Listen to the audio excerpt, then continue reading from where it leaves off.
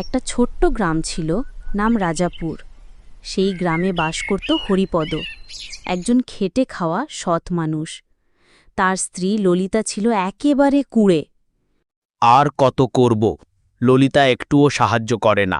ঘরের ভিতরে ললিতা কখনো শুয়ে কখনো বসে অজুহাত দিচ্ছে।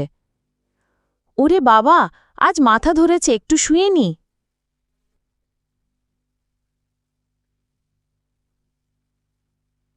আজ তো পাটা ব্যথা করছে, ঘর মুছতে পারবো না।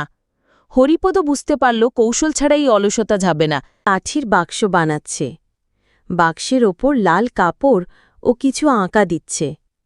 পাশে কাগজে লিখছে, যে এই বাক্সে একটানা ৬০ দিন বসবে তার অলসতা দূর হবে।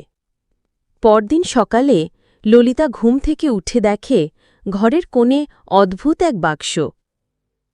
এটা তো জাদু বাক্স নাকি? যাক, আমি তো অলস নই, একবার বসে দেখি।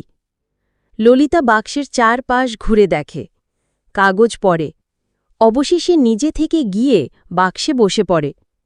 কয়েক ঘণ্টা বসে থেকেই ললিতা টের পেল বসে থাকাটাও কষ্ট। এই বাক্সে বসে থাকাও তো কষ্ট, উঠে একটু পানি আনতে পারলি? সে উঠে গিয়ে পানি নেয়, তারপর রান্নাঘর পরিষ্কার করে, নিজের কাপড় ধুয়ে দেয়। অবশেষে ললিতা বুঝল অলসতা ঠিক করার পথ নিজের মধ্যেই ছিল। এই বাক্স তো আমার অলসতা ভেঙে দিল। হরিপদ, তোমার জন্য খাবার নিয়ে আসি। জাদু তো কিছুই না, শুধু একটু মাথা খাটিয়েছি। হরিপদ হাসছে, ললিতা রান্না করে খাওয়াচ্ছে। শিক্ষা, কখনো কখনো বুদ্ধিই হয় সবচেয়ে বড় সমাধান।